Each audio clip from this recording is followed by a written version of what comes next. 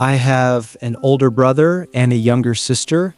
We started out with practically nothing, but my sister Emily was a force of nature. She was the absolute pride of the family, relentlessly driven in her studies, ultimately fighting her way into UCLA on a full ride scholarship.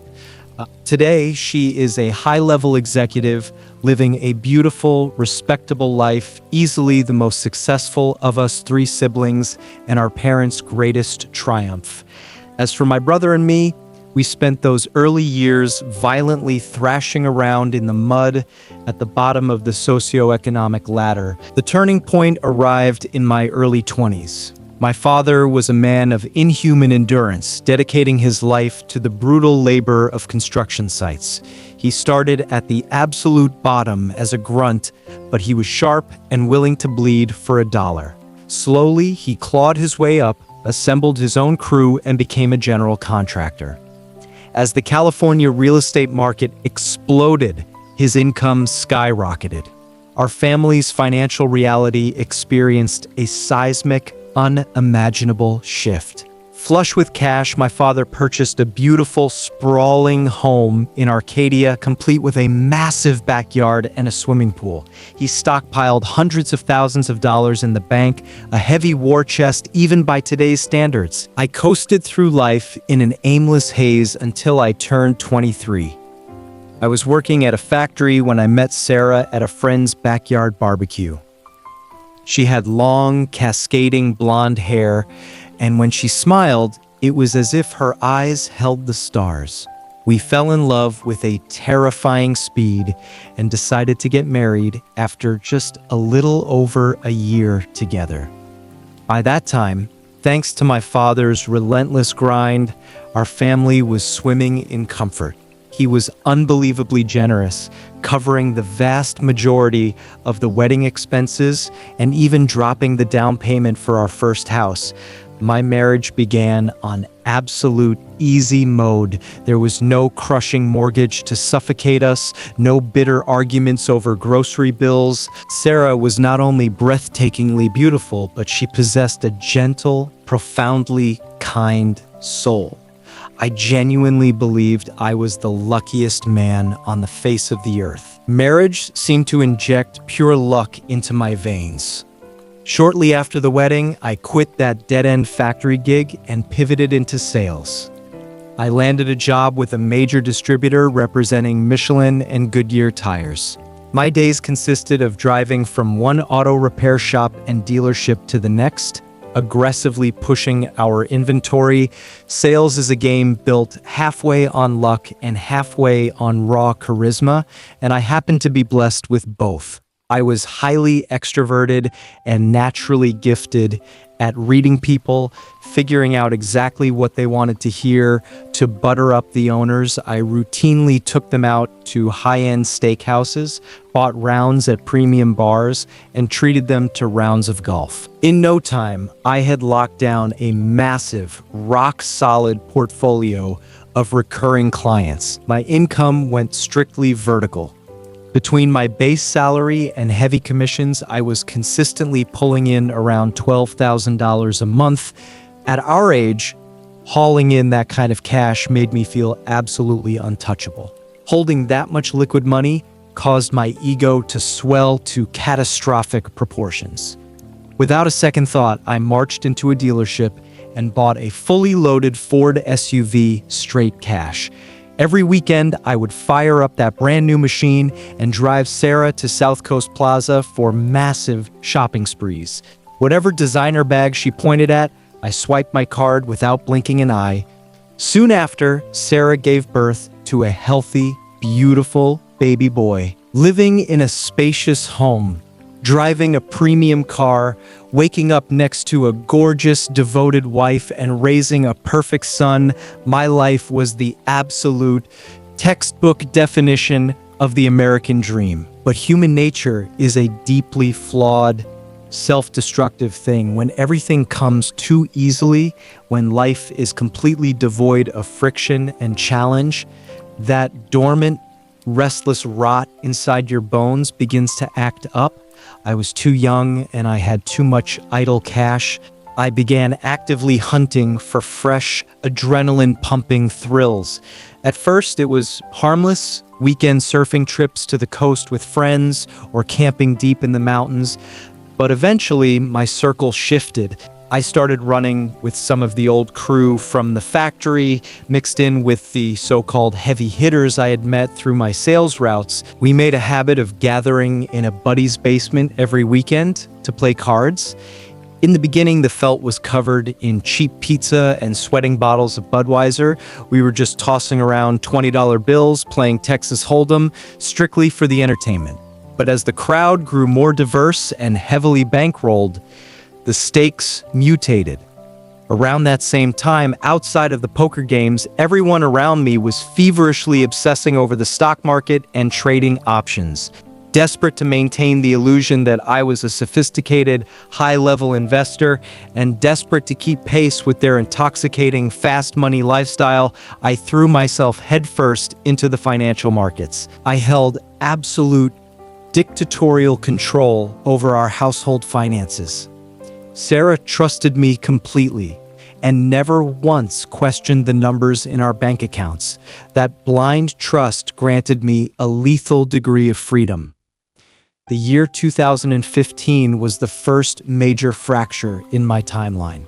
Over a year of grinding the basement poker games, I caught a horrific run of bad variance and slowly bled out nearly $10,000. While the loss wasn't mathematically catastrophic given my income, the psychological torment of being a loser made me violently irritable. Panicking to quickly plug the hole and win it back, I swallowed a piece of insider information from one of the guys at the table and aggressively dumped heavy capital into highly volatile, high-risk options contracts. The outcome was absolute butchery. Within 3 short months, a violent swing in the market instantly incinerated $20,000 of my liquid cash. I sat frozen in front of my monitor, staring at the blinding red digits, a cold sweat drenching my shirt. 30 grand, totally vaporized. I couldn't even fathom how to look Sarah in the eye and explain it. When a man is backed into a dark corner, logic completely disintegrates. Chasing the pathetic, delusional hallucination of the one big score to break even, my eyes locked onto the corporate ledger. That very afternoon, I collected a $10,000 payment from a massive auto shop client. Company protocol dictated that the cash had to be deposited directly into the corporate account before the end of the business day, but I was utterly possessed. I intercepted the funds, I climbed into my car and drove completely numb straight into the neon glow of Las Vegas. It was a manic, feverish night. I sat at a VIP table at the Bellagio, barricaded behind stacks of chips. I swore to myself that the absolute second I recouped the $30,000, I would walk away forever.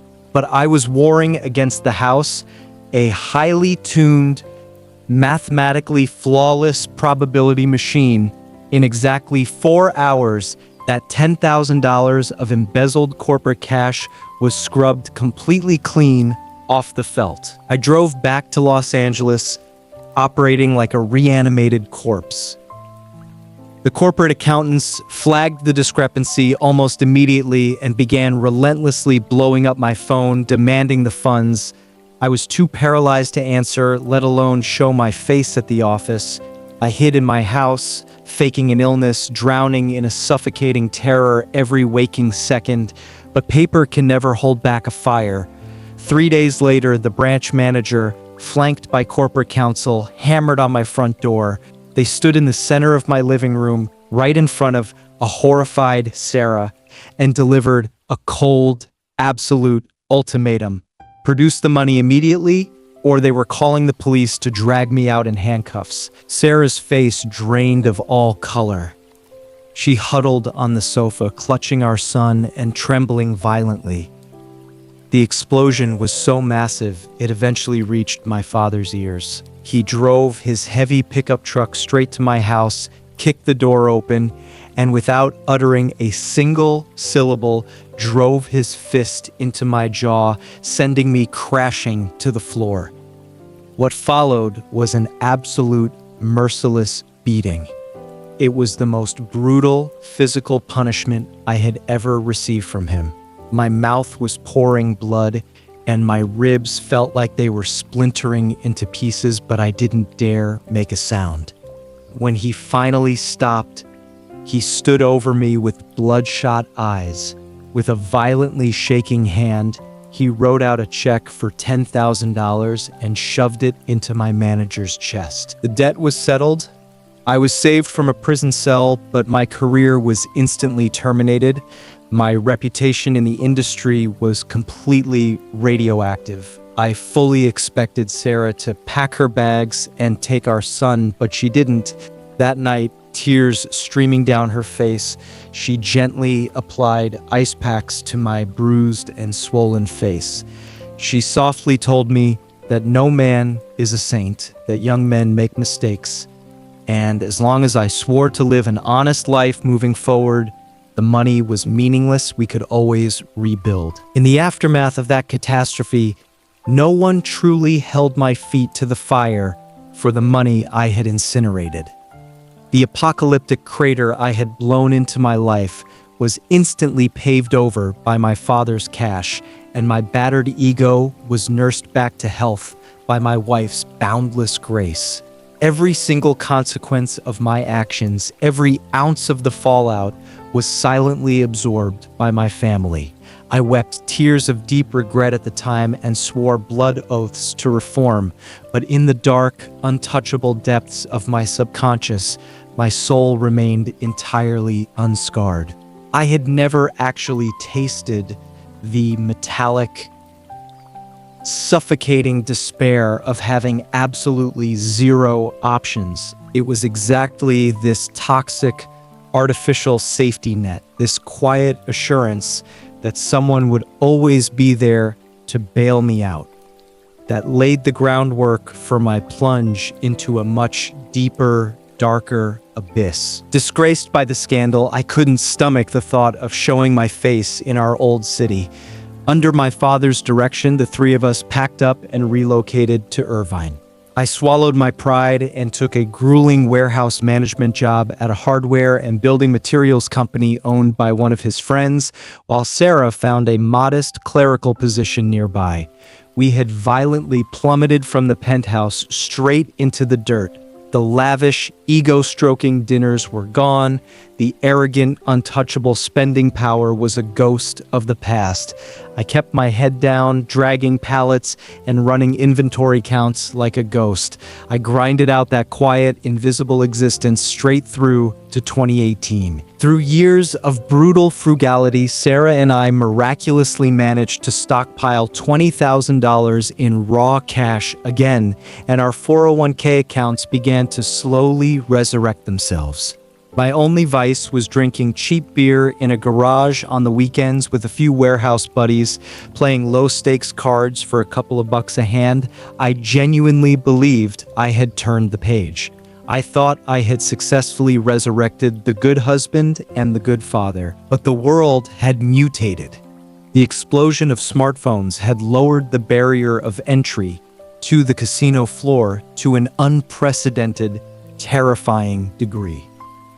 That was the era when rogue, offshore online betting syndicates began spreading through social media chat groups like a highly contagious virus.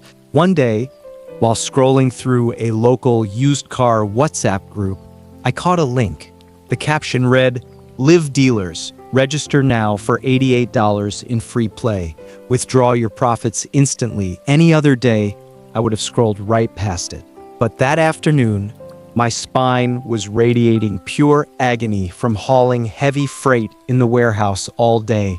I stared at my banking app, looking at the agonizingly slow climb just past $20,000, and a violent, bitter resentment flared up in my chest. That pathetic, deeply ingrained greed, that desperation for a shortcut, roared back to life. I tapped the link, I registered an account, the system instantly credited me the $88 in digital chips. I cautiously navigated into the Baccarat lobby, staring at the high-definition video feed of a beautiful dealer pulling cards. Using house money, I began aggressively micro-betting. In less than 30 minutes, I had forcefully compounded that initial $88 into $500. When I tapped the withdrawal button and watched $500 of cold, hard cash materialize in my actual checking account, mere minutes later, my brain flooded with a lethal dose of dopamine. In my profound stupidity, I convinced myself I had just discovered a flawless glitch in the matrix, a guaranteed escalator back to wealth. From that second forward, I was entirely consumed. I established strict, delusional rules for myself. Deposit exactly $200 a day, extract $50 to $100 in profit, and log off immediately. For the first 10 days, my discipline held. That effortless daily cash flow bought me premium cigarettes, top-tier coffee, and expensive weekend toys for my son. I felt like a mathematical god. But the house never bleeds forever.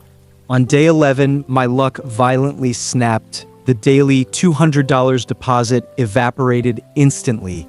I aggressively reloaded another $200. It was vaporized. That deeply familiar, suffocating, blinding tilt hijacked my nervous system. With bloodshot eyes, I abandoned my disciplined $20 bets and shoved everything to the center. I backed out of the low-stakes lobbies and pushed into the VIP high-roller rooms where single hands swung by hundreds, sometimes thousands of dollars. I vividly remember locking myself inside a Target bathroom stall, sitting on the toilet, my fingers convulsing as I frantically hammered the glowing screen. That afternoon was a terrifying, psychotic roller coaster ride from hell back to heaven. After incinerating nearly $5,000 of my own capital, I shoved a massive, desperate, all-in bet across the line and miraculously dragged it all back, principal and profit included. Instead of experiencing the paralyzing terror of a near-death experience, the survival only fueled a grotesque, insatiable greed. The low-stakes rooms felt agonizingly slow. Only the heavy artillery of the VIP tables could satisfy the craving. This is the exact mechanism of gambling, a slow, methodical acid that eats away at your frontal lobe. The volume exploded. My daily action swung from a few $100s to thousands, sometimes tens of thousands. When I was running hot, I felt like the absolute king of the world looking down at the honest men bleeding in the warehouse like they were brain-dead peasants. But when I took a beating, I became a hollowed-out corpse, possessed by one singular, violent objective: win it back. The invisible nature of mobile gambling made me an elite predator of deception. On the surface, I was the flawless family man punching the clock. In reality, I was firing bets while sitting at red lights. I was shoving chips across the digital felt while sitting on the couch watching cartoons with my son. Even on Thanksgiving, surrounded by my family carving the turkey, my hand was buried deep in my pocket, frantically tapping the glass of my phone beneath the table. I sustained this suffocating, pitch-black double life all the way into 2020. That was the year the entire planet hit the pause button, but my degenerate bullet train officially flew off the rails. Not only did I systematically butcher the $20,000 we had bled for years to save, but I began quietly opening highly leveraged credit cards behind Sarah's back. I aggressively initiated cash advances, draining the credit lines dry just to shovel cash into the bottomless furnace of the casino.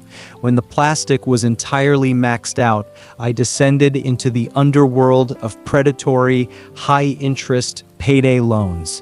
I woke up every single morning to a barrage of hostile text messages and threatening voicemails from debt collectors. Driven into absolute desperation, I weaponized my lies and began hunting my own family. I approached my brother-in-law, Emily's husband, a quiet, completely honest IT engineer, and fed him a fabricated story about a guaranteed logistics investment that required emergency bridge capital. I successfully conned him out of $10,000. Immediately after, I deployed a barrage of different sob stories to bleed tens of thousands of dollars from the rest of my extended relatives. By the end of 2020, the nuclear bomb finally detonated. The predatory loan syndicates initiated aggressive contact tracing, bombarding every single person in my phone's contact list. My relatives began flooding our house with furious phone calls demanding their money back. The absolute horror of my gambling addiction was completely dragged out into the light. Running the math in my head, I realized I had dug a catastrophic crater nearly $50,000 deep. When the shockwave reached my parents, they drove through the night from Arcadia straight to our door in Irvine. They were no longer the vibrant people they once were. My father's physical strength was failing, the construction contracts were drying up, and their cash flow had severely constricted. They had already drained the lion's share of their wealth buying my first house and car years ago. Sitting on our living room sofa, they looked as if they had aged a decade in a single night. My father didn't raise his fist this time. He just stared at me through hollow, defeated eyes, letting out heavy, exhausted sighs. My mother sat beside him, holding Sarah in her arms as they both wept uncontrollably, completely unable to bear the psychological torture of the ruthless debt collectors and the aggressive shaming from our relatives. My parents surrendered. Gritting their teeth, they violently cracked open the sacred nest egg meant for their retirement, scraping together exactly $30,000 to amputate the most toxic, high-interest loans and pay off the furious family members. That was the moment Sarah's reality completely shattered. Sobbing hysterically, she smashed every framed photograph in the house, hurled my clothes across the floor, and screamed that she was filing for divorce immediately. I dropped to my knees, desperately wrapping my arms around her legs, weeping and violently slapping my own face while screaming every blood oath I could think of. In the end, it was the terrified, wide-eyed stare of our innocent son, combined with the agonizing sight of my parents bleeding themselves dry for me, that broke her resolve. For the sake of our child, she reluctantly agreed to give me one absolute final chance. After surviving an apocalypse of that magnitude, after incinerating my parents' retirement, bringing my marriage within inches of a fiery death, and permanently dragging my family's name through the mud, any rational human being would have developed a homicidal hatred for gambling and walked away forever. That's exactly what I believed. For the next several years, I played the role of the absolute saint. I grinded out massive overtime shifts, instantly handing my entire paycheck over to Sarah the second it cleared, keeping nothing but a few pathetic dollars for gas. And just like that, the calendar rolled over to 2024. 4 years of silence is more than enough time for a catastrophic wound to look like a fully healed scar. I had secured a brutal night shift dispatching job at a major logistics hub. It was backbreaking hours, but the pay was a significant upgrade. Miraculously, we managed to stockpile a solid cushion of cash once again. Our lives had seemingly locked right back onto the rails.